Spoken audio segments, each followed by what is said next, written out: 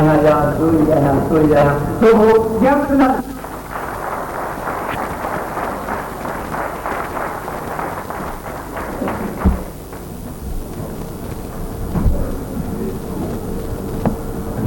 में आया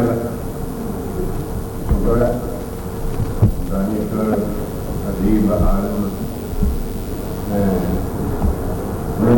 शायकी मुंहिंजा दोस्त ऐं भाउर मुंहिंजूं भेनरूं मूंखे गॾिजी तकलीफ़ कान्हे कई।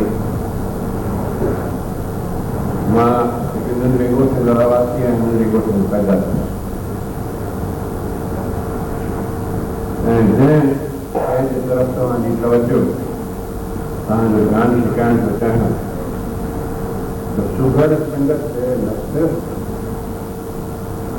सिंधी अदब में जेका तमामु वॾो हिन कॉन्ट्रीब्यूशन या हिसो आहे ऐं असांजी ॿोली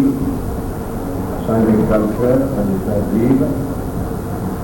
असांजा जेके क़दुर आहिनि सभिनी खे ज़िंदा रखण में जेको सुबुहनि जो रोल तारीख़ी तरह रहियो आहे अलाम साल खां वठी सुघर असांजे तहज़ीब जा सिर्फ़ु अमीन वारस हुया पर अॼु बि आहिनि ॿोली तहज़ीब जे वर्से खे अॼु वधायो ऐं ॿियो वॾो कमु जेको सुघर करे रहिया आहिनि ख़ासि करे असांजे इलाइक़े में जंहिंजो लाज़मन पंहिंजी सिंध जे अंदरि असरु पइजी रहियो आहे त पूर्णवेदी ऐं शर जा जेके क़ाइल दहशतगर्दी ऐं तहमान जा जेके क़ाइल अदारा ऐं तंज़ीमूं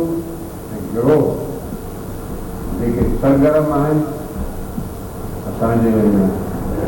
धरती ते छो त सिंध माउ जेकॾहिं चङा पुट ॾिना आहिनि त लुचनि में हिकु इलाइक़ो पहुचो आहे। तंहिंजे करे शुगर ख़ासि करे मोहन मलूक अब्बासी असांजो पाड़ेसी आहे जेको हुन रोल अदा कयो आहे गुज़िरियल 20 सालनि जे अंदरि जो जंगलनि में वञी घरनि में वञी चुरनि में वञी उन्हनि लफंगनि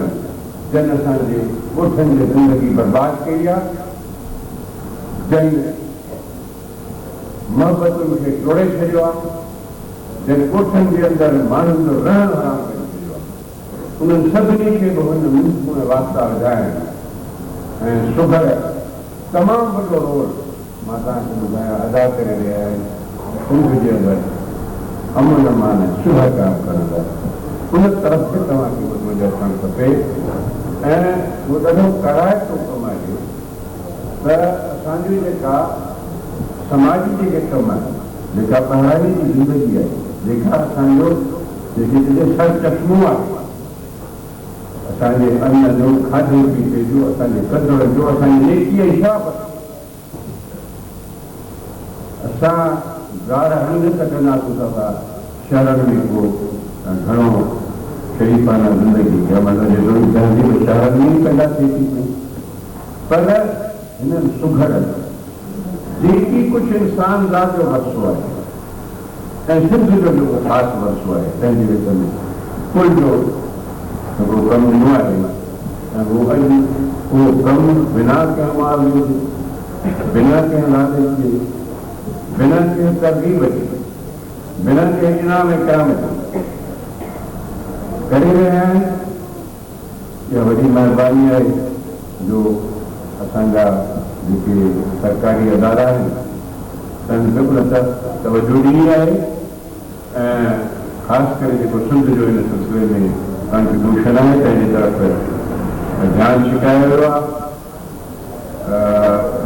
सिंध जे जेका पाकिस्तान जी अदबियात मिनिस्ट्री ऑफ कल्चर जो